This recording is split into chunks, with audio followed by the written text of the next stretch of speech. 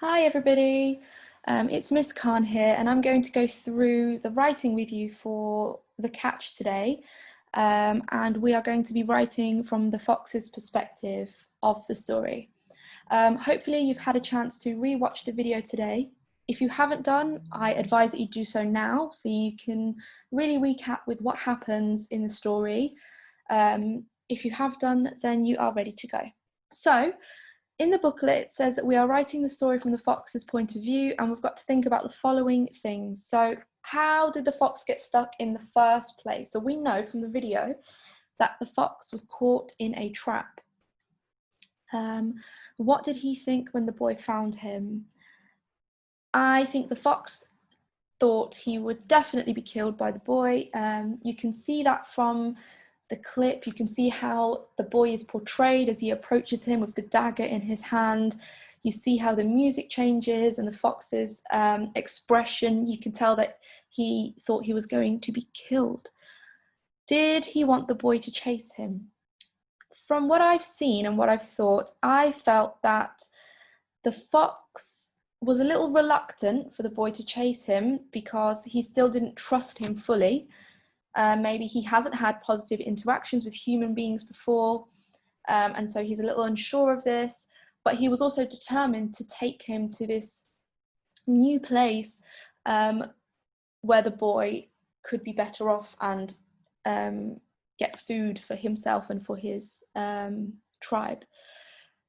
How did he disappear at the end of the clip? So at the very end of the clip, we see the fox sitting very majestically at the end, and he sort of disappears really into a kind of dust or mist, and he vanishes entirely. I'll leave that up to your interpretation of what kind of fox he is or what that means. Anyway, we're going to get writing now. So for today's writing, the kind of features that we are going to try to include are show me sentences. So we're not telling the reader how we feel, we're showing how we feel. We're going to be including some fronted adverbials. We'll be including some figurative language as well, expanded noun phrases, and of course, thoughts and feelings. So I'm just going to get my screen ready. Should be enough space. So I think I'm going to start off with a fronted adverbial.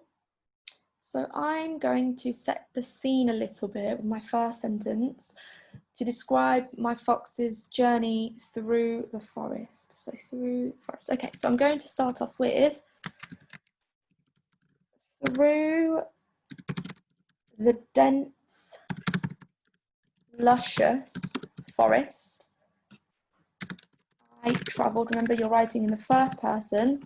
Oops. And the past tense. So through the dense, luscious forest, I travelled homewards, and I'm going to put in, so this has turned into a bit of a expanded noun phrase, so I'm going to end this with an adverb. I travelled homewards, so let's describe the manner in which he was travelling. Absent-mindedly. Absent-mindedly, great.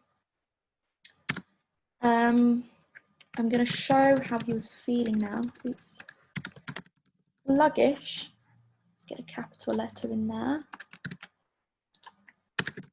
Sluggish and weary. I'm going to talk about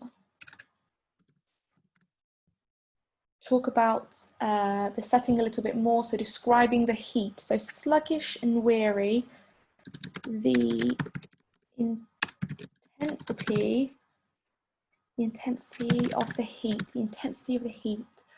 What could the heat be doing? I want to personify this. The intensity of the heat weighed down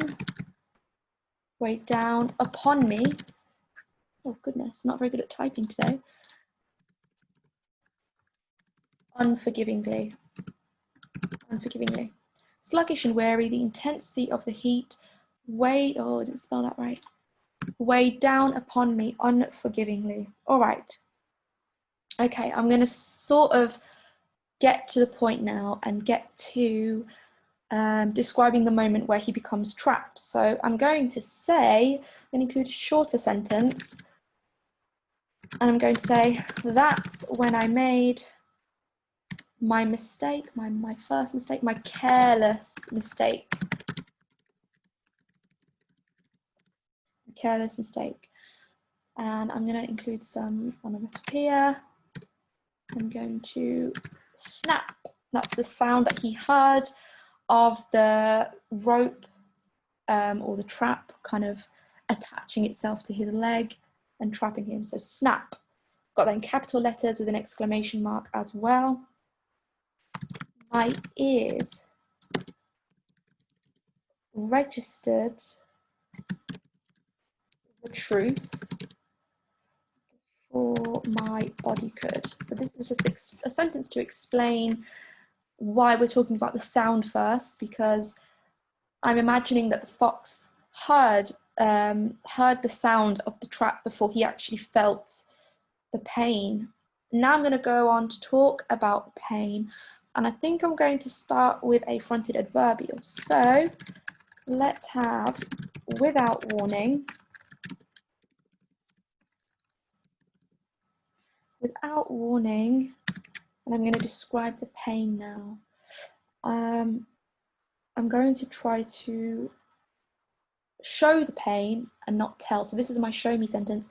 Without warning, a searing, ice cold. Oh, ice cold, I can hyphenate that. A searing, ice cold pain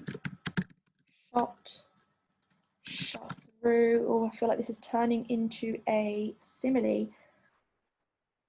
A searing ice cold pain shot through my leg like a bullet. Like a bullet. And I'm going to do another show me sentence to show my reaction to this pain. So my mouth, I don't want to say I cried in pain. I'm going to show what my body did in response to that pain. So my mouth tore open. Impulsively. So this is me describing how I had no control over this reaction. It was completely uncontrollable. My mouth tore open impulsively, letting out an ear splitting. Again, I'm hyphenating ear and splitting, an ear splitting cry. I could up level cry. It's a little bit basic. I'm going to go with shriek, an ear splitting. Whoa, shriek. There we go. All right, I'm just going to read from the top just to make sure that it makes sense and I'm happy with it. Through the dense, luscious forest, I travelled homewards absent-mindedly. Sluggish and weary, the intensity of the heat weighed down upon me unforgivingly. That's when I made my careless mistake. Snap! My ears registered the truth. Oh, need a space there. Before my body could. Without warning, a searing, ice-cold pain shot through my leg like a bullet. My mouth tore open impulsively, letting out an ear-splitting shriek. All right. Let's go on. So, what do I want to say next? I'm going to continue to use some show me sentences because I think this this part of the story has a lot of kind of feelings, and I want to show them rather than just tell. So with a sinking feeling, I peered downwards.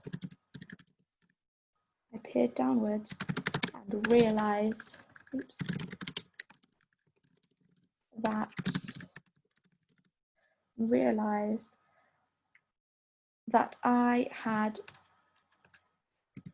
been caught in a trap. Okay. Oh. All right. Now, I'm gonna go on to introducing the boy now. I'm going to talk about the moment just before he saw the boy and the feeling that he may have had, the fox may have had, realizing that someone could have been watching him. Okay, so I'm going to say, got my fronted adverbial now. Suddenly, I felt the hairs on the back. Felt the hairs on my back, not on the back, on my back stand up. The gaze, so I'm describing the boy looking now. The gaze of my, what can we call him? The gaze of my predator because he has set the trap. The gaze of my predator's eyes bore into my skin. I want to end this with some figurative language. I'm going to end it in a simile. Suddenly I felt the hairs on my back stand up. The gaze of my predator's eyes bore into my skin like daggers. All right, so what shall we write next? I'm going to start off with a fronted adverbial. So sensing he was nearby, I thrashed wildly, trying to free myself. Okay, so I'm going to describe the boy now, and I'm going to talk about him moving in a manner similar to an animal hunting its prey. So I think what I'm going to talk about is a panther. Like a panther, ready to attack, like a panther ready to seize its prey. That's better. Like a panther ready to seize its prey, comma, the young, I'm not just going to call him a boy, I'm going to put an adjective before that. The young wild-eyed, and I can hyphenate that again. The young wild-eyed boy sprang towards me menacingly. So I'm ending that sentence with an adverb, and actually I've, without realizing, got an expanded noun phrase in there. So it started off with a simile, kind of turned into an expanded noun phrase. So like a panther ready to seize its prey, the young wild-eyed boy sprang towards me menacingly. Okay, let's talk about his weapon. I think from the fox's perspective, that's something he would focus on in that moment. It's something he would definitely notice and be looking at. So the glint of his, the glint of his dagger, let's put an adjective before that. The glint of his razor sharp dagger hovered, what does it say, hovered in the air, ready to attack. Right. Okay, I'm going to really build up to that moment where he thought he was going to be hurt, where he thought he was going to be killed, and those final moments, those final thoughts beforehand. So the glint of his razor-sharp dagger hovered in the air, ready to attack. Squeezing my eyes closed, comma, I braced for the impact. I got ready for the impact. I braced for the impact. I'm going to put some ellipses there. And that won't be the end of my sentence, because I'm going to say, squeezing my eyes closed, I braced for the impact, ... That didn't come. So Fox might be feeling quite confused at this point. He's got his eyes squeezed closed. He knows he's going to be hurt, but he doesn't feel any pain. So his first thought might be, am I already dead? Has he already died? So I might end on a rhetorical question. Something small and simple but effective. Was death that quick? Okay, I'm going to stop there so that you guys have a chance to get your writing done now. And I'm going, after this, what I would then go on to is explaining how the boy actually freed the fox, and then how the confusion that the fox felt in that moment of not expecting that to happen. So let's do a quick read before I go. Through the dense luscious forest I travelled homewards absent-mindedly. Sluggish and weary, the intensity of the heat weighed down upon me unforgivingly. Okay, so I've started reading. I've noticed I've definitely got some fronted adverbials there, and I've got my expanded noun phrase. That's when I made my careless mistake. Snap.